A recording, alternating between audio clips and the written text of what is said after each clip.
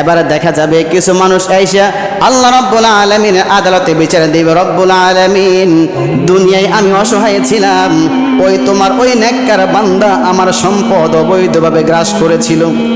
রব্বুল আলামিন, আমি কি এর বিচার পাবো না? দুনিয়ার মধ্যে আমার ক্ষমতা ছিল না, আমার পাওয়ার ছিল না, আমার সহায় ছিল না, এই জন্য সে জোর জুলুম করে আমার সম্পদ গ্রাস করেছে। রব্বুল আলামিন, আমি এর বিচার চাই। আরেকজন বলবে, রব্বুল আলামিন, ওই ব্যক্তি দুনিয়া অন্যায়ভাবে আমাকে মেরেছিল, তার ক্ষমতার দাপট ছিল, আমার গায়ে হাত তুলেছে। রব্বুল আলামিন, আমি এর বিচার চাই। আরেকজন এসে বলবে, রব্বুল আলামিন, ওই বান্দা দুনিয়াকে আমাকে অসহায় পেয়ে আমাকে গালিগালাজ করেছিল, আমার রক্তপাত করেছিল, আমার সম্পদ নিয়েছিল।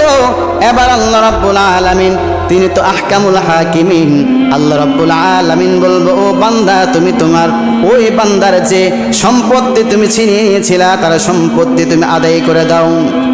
এবার ওই বান্দা বলবে, রব্বুল আলামিন, আমি দুনিয়ার মধ্যে তার জায়গা ছিনিয়ে নিয়েছিলাম, এখন তো আখিরাত, এখনো জায়গা জমির কোনো লেনদেন হয় না।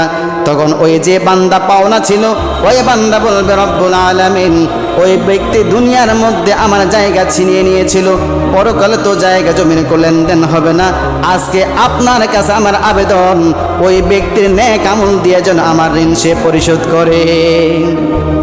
এবার ওই বান্দা ওই ব্যক্তির নেক আমল থেকে তার ঋণ পরিশোধ করা হবে।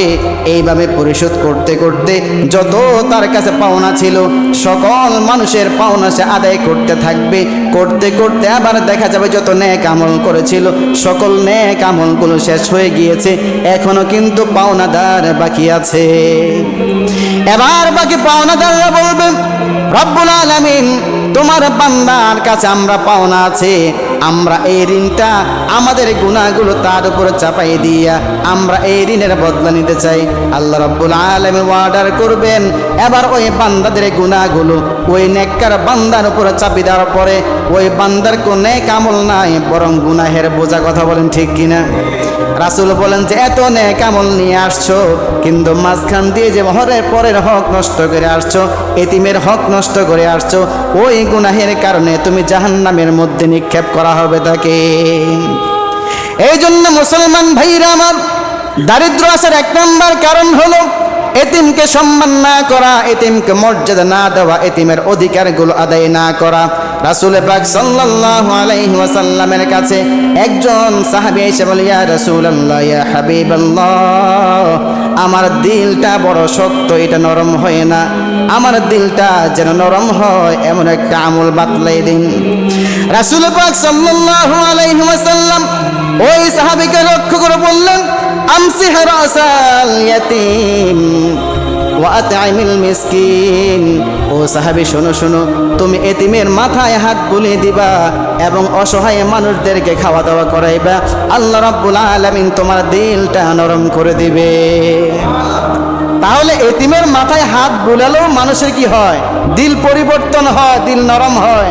এতিমের মর্যাদা কেমন? রাসূল পাক সাল্লাল্লাহু আলাইহি ওয়াসাল্লাম জানিয়ে দিলেন, আনা ওয়া কাফিলুল ইয়াতীম কাহাতাইনি ফিল জান্নাহ।